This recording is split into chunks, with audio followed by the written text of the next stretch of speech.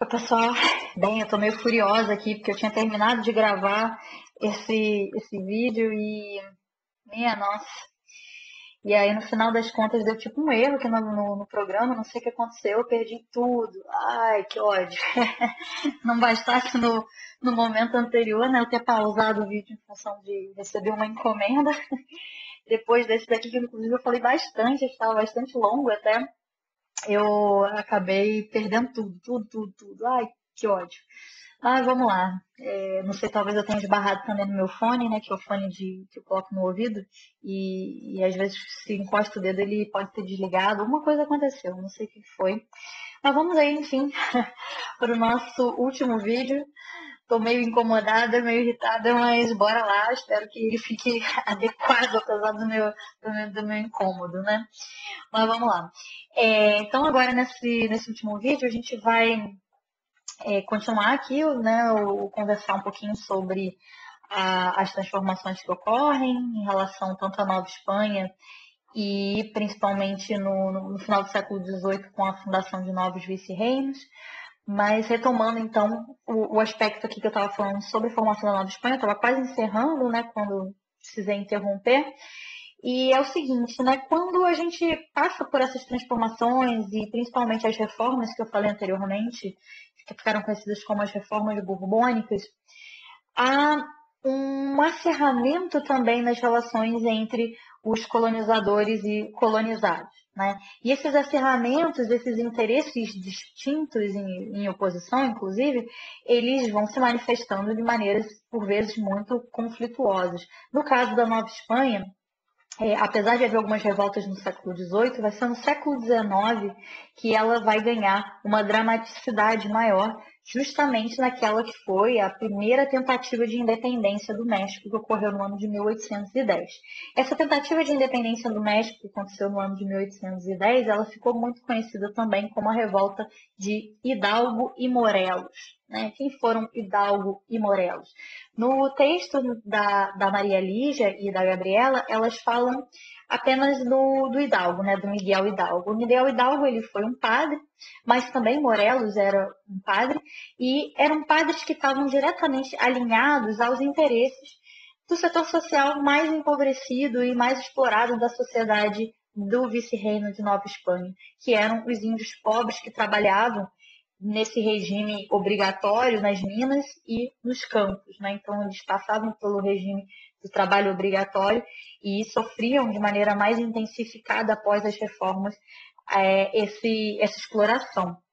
Então, quando a Espanha, no início aí do século XIX, ela passa por uma série de reviravoltas em função do domínio napoleônico, que vai conquistar o território espanhol e vai derrubar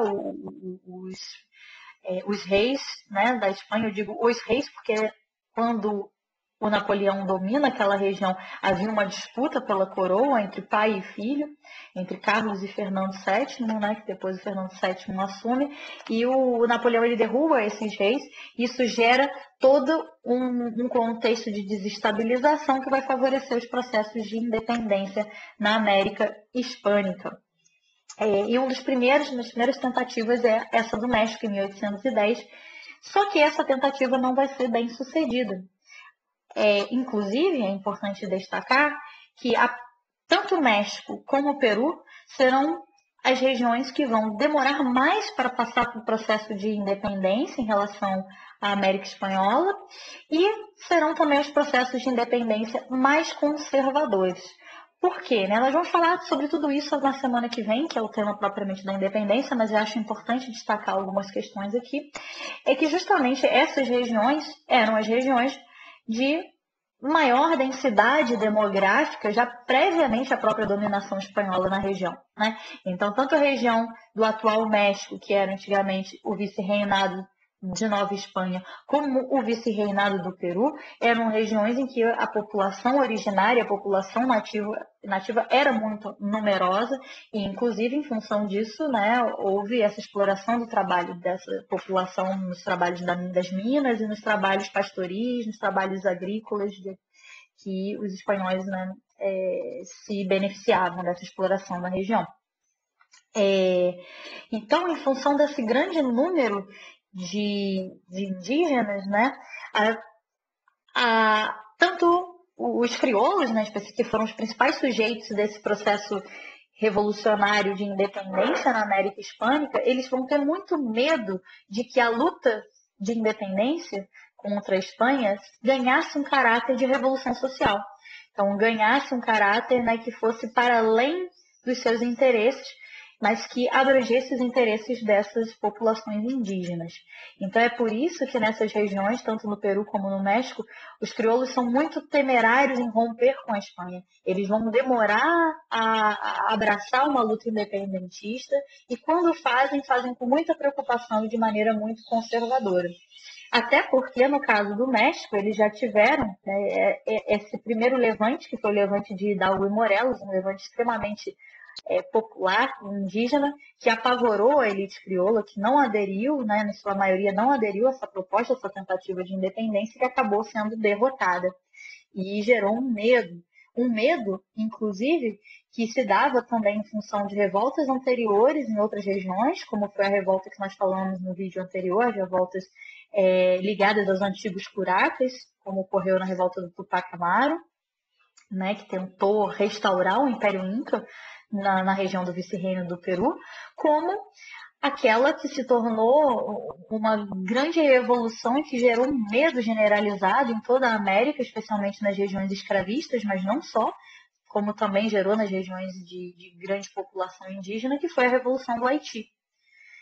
A Revolução do Haiti, eu vou falar um pouco posteriormente, né, ela gerou um verdadeiro medo por ter sido uma revolução de independência que caminhou paralelamente com uma revolução social e tendo sido a segunda independência de toda a América, né, antecedida apenas pelos Estados Unidos, que romperam com a Inglaterra. O Haiti, quando rompe com a França, é o segundo país a se formar, né, rompendo com sua metrópole, mas o primeiro país a acabar com a escravidão no mesmo processo de independência e de formação de um Estado nacional.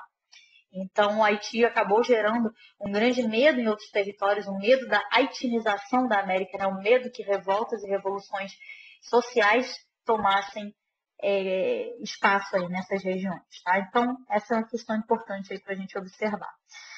Bem, um outro aspecto agora que a gente precisa abordar, que está na parte final do texto aí das autoras, diz respeito à questão da complexificação da sociedade nas diferentes regiões, né, que acabou levando à necessidade de um maior controle e a criação, visando, né, estabelecer esses novos controles de vice-reinos no século XVIII. Né? Então, paralelamente às reformas, preocupou-se também em dividir o território, que antes era basicamente esses dois vice-reinos, o do Peru e o da Nova Espanha. Então, criou-se a necessidade, para ampliar a eficiência administrativa, que era a intenção das reformas, de partimentar, né, esses vice-reinos, criando mais 2 vice-reinos e mais 3 capitanias, que eram regiões, né, com certa autonomia administrativa em relação aos vice-reinos. Então, o que acontece? Né? Vou citar aqui o caso do vice-reino do Prata. A região do Vice-Reino do Peru, ela se tornou relevante e importante economicamente para a Espanha em função da exploração do minério de prata. Mas esse minério, ele era escoado a partir do Rio do Prata. E o porto final, né, era o porto da região de Buenos Aires. Então, a prata ela era escoada a partir desse porto. E para melhor controlar, melhor taxar e evitar ações de evasão fiscal, né, né, de cobrança em cima dessa prata, para evitar contrabando, criou-se o Vice-Reino do Prata, sediado a partir de Buenos Aires, justamente para fazer esse melhor controle da região. No entanto, uma vez que se faz isso, que se cria o Vice-Reino do Prata, isso afeta os interesses estabelecidos no Vice-Reino do Peru, que antes dominava de maneira total, né, essa relação aí com a produção de prata. Inclusive, a mina de Potosí, que era muito valorizada, ela acaba passando a administração do Vice-Reino do Prata. Então, isso acabou gerando alguns conflitos de interesse entre diferentes grupos econômicos que estavam localizados aí na América Hispânica. Isso, inclusive, contribui para alguns conflitos posteriores, como a gente vai ver a partir da semana que vem, nos processos de independência. Okay? Aqui nesse slide eu reproduzi o mapa que está aí nesse texto, né? No texto que é a leitura obrigatória da nossa unidade, então a gente tem esse mapa que mostra essa divisão. Então, não mais apenas reino de o vice-reino da Nova Espanha e o vice-reino do Peru, mas aqui a gente já tem a existência, no final do século XVIII, de outros vice-reinos, né? No caso do vice-reino do Rio do Prata e no vice-reino de Nova Granada, e também a existência de capitanias, de mais 3 capitanias aqui na região. Okay? Então, isso tudo foi para tentar melhor favorecer a administração. E por fim, deixa eu só ver se eu não pausei aqui o vídeo. Não, ainda não. Tô com medo agora de pausar, né? E por fim, vocês devem estar se perguntando, mas as autoras elas utilizaram umas 3 ou 4 páginas para falar sobre a Revolução do Haiti. Por que você não falou, não detalhou um pouco mais a Revolução do Haiti quando ela aparece aí no texto? O motivo, gente, é que a Revolução do Haiti me parece que é uma revolução de uma dimensão muito expressiva, não apenas para o continente americano, como para a história mundial. E por esse motivo, eu costumo trabalhar a Revolução do Haiti no curso de Contemporânea, né, de Contemporânea 1. Então, né, se vocês fizerem o curso de Contemporânea 1 comigo, né, se ainda estiver dando o curso de Contemporânea 1, que eu espero manter, porque é um curso que eu gosto muito, a gente vai ver a discussão sobre a Revolução do Haiti de maneira mais aprofundada e não de uma maneira aligerada, né? Inclusive eu utilizo, né, toda uma semana do curso para a gente fazer a discussão de uma leitura, que é um texto do Genovese sobre a Revolução do Haiti, do Eugênio Genovese. Então, eu gosto de aprofundar essa questão do Haiti porque ele vai influenciar na história mundial, né, não apenas na história da América, uma vez que o Haiti, como colônia da França, ele gera uma alteração toda nas políticas francesas, que por sua vez vão afetar todo o mundo, né? Mas vou falar aqui de maneira bem sutil, bem rápida, né? Um pouco sobre a Revolução do Haiti. Recomendo vocês fazerem a leitura mais atenta do texto das autoras, né? Tem algumas questões ali pontuais que tem alguns pequenos equívocos, até em termos de data, acho que me pareceu que ocorreu um erro de digitação, mas elas dão um panorama geral que a gente pode aprofundar depois no curso de Contemporânea. Vocês vão ficar aí com essa curiosidade na cabeça de vocês. Mas é bom porque é importante se informar um pouco mais sobre esse episódio histórico muito interessante. Pois bem, né? Vou falar um pouco do Haiti. O que era o Haiti, né? O Haiti estava localizado aí na ilha de São Domingos, não ocupava sequer metade do território da ilha de São Domingos, na região do Caribe, e apesar do seu território bastante reduzido, o Haiti ele tinha uma expressão econômica fundamental para a França. Era a mais valiosa das colônias francesas. Isso porque o Haiti sozinho produzia tanto açúcar que correspondia a 40% do consumo mundial. Então, 40% do açúcar produzido e consumido no mundo vinha dessa região.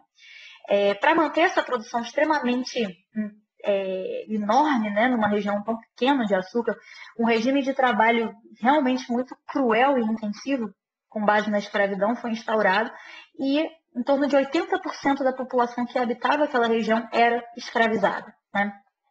Até que no contexto da Revolução Francesa, especialmente na sua fase jacobina, ocorre uma grande desestabilização, né, da política francesa e, consequentemente, do controle francês sobre as suas colônias.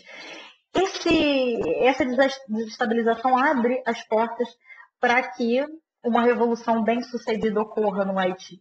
O Haiti ele havia tido várias revoltas, inclusive com várias formações de quilombos e tentativas de derrubada do governo francês no século XVIII, mas só realmente no contexto do finalzinho do século XVIII e início do século XIX que essas revoltas tornam-se bem-sucedidas, inclusive a partir da liderança do Toussaint Louverture. Quem é o Toussaint Louverture? O Toussaint Louverture, elas falam um pouco a respeito dele. É esse personagem que está aqui no campo aqui da tela, nessa imagem assim, um pouco cafoninha, essa coisa aqui meio colorida aqui em volta, né? Mas que tentaram retratar a figura aí do Toussaint Louverture, que foi essa grande liderança da Revolução do Haiti, né? Não foi a única, houve várias outras lideranças, mas que foi quem assume o poder uma vez que eles derrotam esse grupo dominante francês aí na ilha, e o Toussaint Louverture ele vai negociar com os jacobinos, e nessa negociação com os jacobinos, ele consegue dos jacobinos o poder de governar de maneira bastante autônoma o Haiti, ainda que mantendo oficialmente o vínculo com a França, em troca dos jacobinos não apenas aceitarem a transformação ou melhor, o fim da escravidão na ilha, como inclusive implementar o fim da escravidão em todas as suas colônias. Né? Os jacobinos eles estabelecem esse compromisso com Toussaint Louverture, que inclusive ele próprio se via também como um jacobino, ele próprio tinha simpatia pelas ideias iluministas e pelas ideias revolucionárias francesas, então havia uma afinidade entre o Toussaint Louverture e o ideal jacobino. Né? Então, o Toussaint Louverture estabelece esse compromisso e, efetivamente, o governo jacobino estabelece também o fim da escravidão em todas as suas colônias, não apenas no Haiti, em função da própria Revolução do Haiti. Posteriormente, no entanto, com a queda do governo jacobino, a subida ao poder pelo Napoleão, o Napoleão resolve restabelecer o controle sobre a ilha, até mesmo para sanar o déficit, né, da guerra, os déficits que a França sofre em função do período revolucionário e também de tentar recriar uma grande França, restabelecendo o controle sobre as áreas coloniais. No entanto, apesar de, nessa tentativa de retomada, de restabelecimento da escravidão, o próprio Toussaint Louverture, na guerra que resistiu a isso, né, que ainda efetivamente o Toussaint declara a autonomia do Haiti, declara efetivamente a independência, o Toussaint Louverture perde essas batalhas, ele é preso e morre nas prisões, se não me engano, em Marselha, na França. Né? Ele é preso, é levado para a França, e, se não me engano, ele morre em uma prisão em Marselha. Não tenho agora certeza de qual localidade em que ele morre na prisão. Mas, apesar de derrotado, o Toussaint Louverture, novas lideranças surgem e retomam a revolta, retomam a guerra, e, enfim, sob liderança do Dessalines, o Napoleão perde. E essa perda do Napoleão ela é muito significativa, porque quando o Napoleão perde para os haitianos, quando o Napoleão se retira e desiste de retomar o controle sobre o Haiti, porque ele é derrotado, o Napoleão também desiste da América.